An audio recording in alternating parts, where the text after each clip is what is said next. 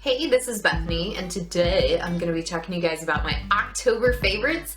And October 1st was my birthday, so some of these things were birthday presents, and I have a lot of favorites this month, so let's get started.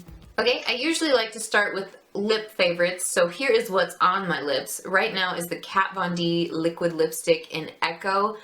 This is so gloriously out of the box beautiful. I love the way it looks on porcelain skin. If you are someone who has pale skin that feels a little bit more like you want to rock something different, maybe try this. I love purple lipstick, but this is like a midnight blurple. It's just so beautiful, and it's definitely a different take on vampy lips. So I think this would be really awesome for fall if you're someone who likes to be a little bit out of the box. This is one of the more high-end liquid lipsticks I own, so this is the only one I have from that line, and I think it runs about like $20, $22.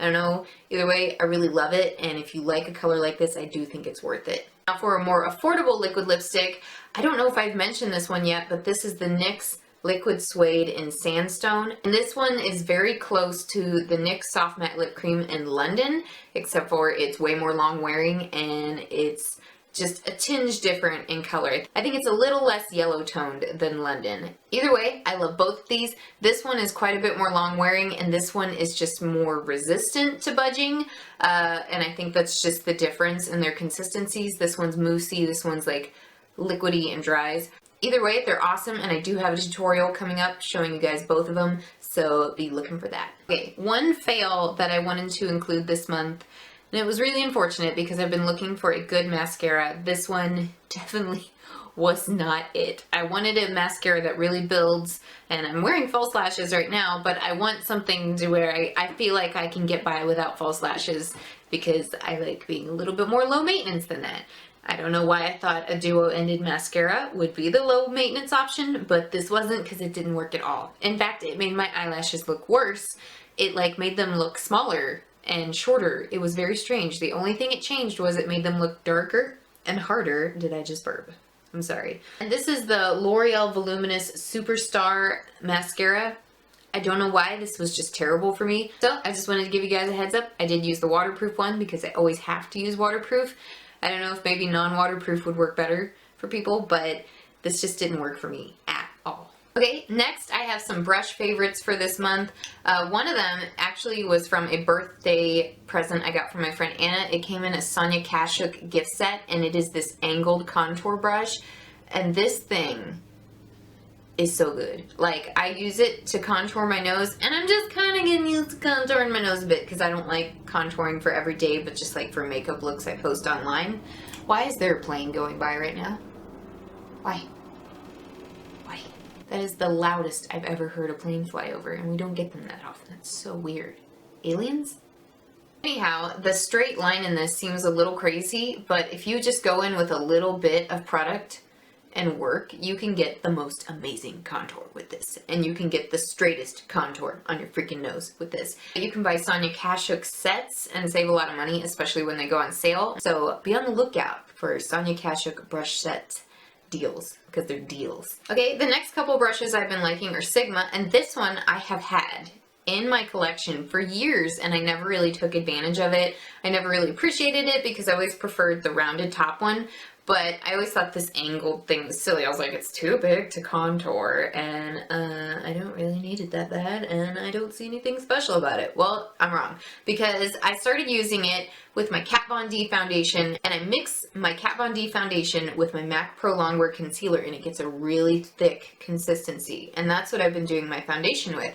And because that's so thick, it's like some of my other brushes don't do as well with it. Well, this one is perfect. It's perfect because I've got this really dense end and this softer, less dense feeling end, and I can just get in and be more dense in places that I need to be more dense, or just be like gentler around the eyes, you know, or in places on my face that are more angled. Just all in all, this has been my favorite brush to apply my thick consistency foundation routine in, and this one is called the Angled Top Kabuki F84 by Sigma. This is the all over blending brush. This bad boy is really thick, really dense without being scratchy. I've had similar brushes that have this density, and they're for blending and bringing up your eyeshadow. and this one is just perfect. I can lay down a blending color and be done so much quicker than I can with all of my other blending brushes, and I just didn't think I would ever need one this dense, but this makes life a whole lot easier and I blend out my eyeshadow a lot quicker, so I recommend it. The next one I recommend is the Sigma Medium Sweeper. It's an E54 brush, and this is what it looks like. It doesn't look like anything special, but the size of it and the density of it is really perfect for lid placement. And I do have a ton of lid placement brushes. Like, I have a big brush collection. And this one is right there, like it's the Goldilocks, right in the middle. Perfect size, perfect density, perfect, like it doesn't bend a lot when I try to apply stuff. So when I want to put on an eyeshadow, I'm less likely to try to pack it on with my finger out of frustration, because this one does a really good job at sweeping. So I thought I would recommend that one because it's probably the best lid brush that I've used thus far. So if you follow me on Snapchat, you would have seen some of these things, but I received some Makeup Geek eyeshadows last month because they wanted me to start putting ideas in their idea gallery and putting together different color combinations. So I've been using a ton of them, but I haven't gotten through all of the eyeshadows they've given me and properly used all of them enough to showcase it and say this one's my fave. But I will go ahead and tell you guys some favorites I've been using non-stop, and I'll just hold up the singles so you can see. Alright, so this I have heard all over the internet. I think Manny MUA, everyone has raved about this eyeshadow, and I've been like, what's the big deal? It's just beige. Why do I need it? But anyways, they sent this to me, and I've been using it all the time to transition my eyeshadows more softly. I'm using it right now. I went all the way almost up to the brow bone. This is just a really beautiful soft beige color. It's a matte eyeshadow. It works so well for transitioning almost any look you could do. So I really didn't get it until I used it, and I was like, well, yeah. And not only that, for a matte eyeshadow, this performs really well. I love this. I love that you can get it in a pan. I love that this works really well for fair skin, and I think it's a good one. Another great one for fair skin, this one's Barcelona Beach. As you can see, it's rather cool tone. This is really good for a crease shade, just for a softer look like I did, or transitioning a crease shade. I really like this. I'm using this as well, and I've been using this one nonstop, and you can see, I've already dug into some of these quite a bit because I've been using them every day. So now, two of the foiled eyeshadows I've been using nonstop are In the Spotlight and Untamed. This one was recommended to me by Rebecca Shore's MUA to try, and this is gorgeous. For blue eyes and fair skin, it just lights up my blue eyes like, And so does this one too, but this one's a lot more soft, very champagne colored. This one is like a more intense version of Urban Decay Sin. Like, not intense, but definitely more shimmery, and that's how the foiled eyeshadows are. I'll say though that it's a good idea to wear these with a MAC paint pot or some kind of base, because they do crease quite a bit if I do not, but they perform a lot better with my paint pot underneath them, so loving these. Okay, now on to some personal faves, or stuff that was for my birthday and other stuff that made me literally cry. So this was sent to me for my birthday by my subscriber Karen. We talk a lot on Snapchat, and I'll link her Instagram down below, but she sent me this. Ugh, I'm such an idiot. I need to stop. She sent me this Zelda backpack, and if you follow me on Snapchat, you will know I specifically buy backpack purses because they piss off my dad. Because he likes to rant on about how adult women shouldn't have backpacks, only children have backpacks, and blah blah. I'm like, it's my purse, I'm in style. And so she, I guess thinking that was hilarious, bought me a Zelda themed backpack. And I haven't worn it around my dad yet. In fact, I mainly keep art supplies in it because I don't want it to like wear out or get hurt, but I'm gonna see how my dad reacts to this someday. Or I'll probably wear this to Comic-Con because that would be perfect.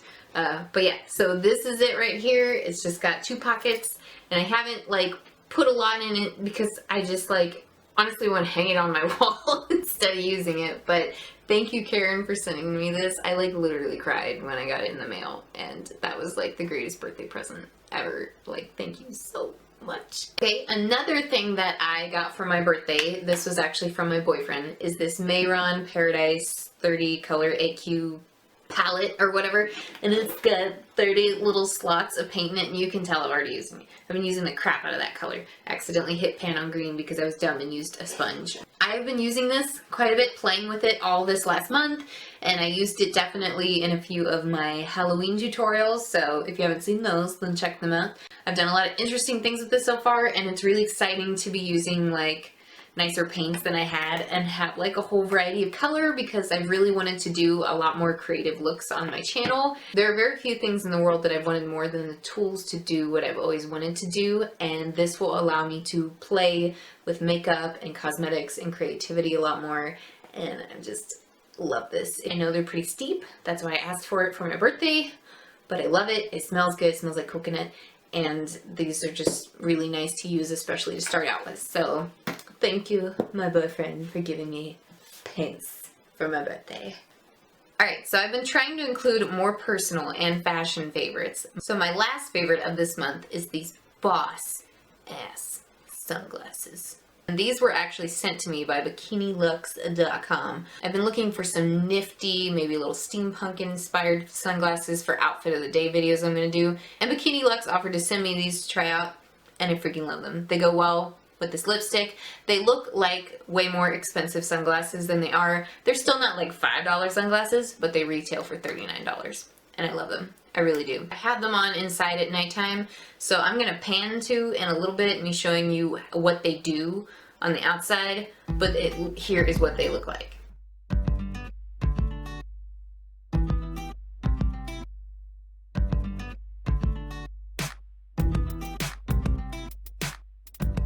But basically, as you turn them in real sunlight, they reflect back in like all sorts of deep blues and teals, and they just look really cool and amazing. They look like futuristic goggles, which is what I love about them. As you guys know, I'm all about those like iridescent, holographic, crazy cool colors. And they are really dark, so they do, you know, keep me from like squinting, so that's pretty awesome. I really love that there's like a gap here. There's nothing bridging over my nose. And these are meant to be worn low on the nose, where you look kind of like high fashion and snooty. So I'm sure you guys might enjoy this as well. They sent me a second pair to give away to you all, so I will have it linked down below so you can look at these sunglasses. But here are the rules for the giveaway. First, to be one of my subscribers, I'm going to take these off so you trust me, because feels weird if we're not making eye contact, isn't it?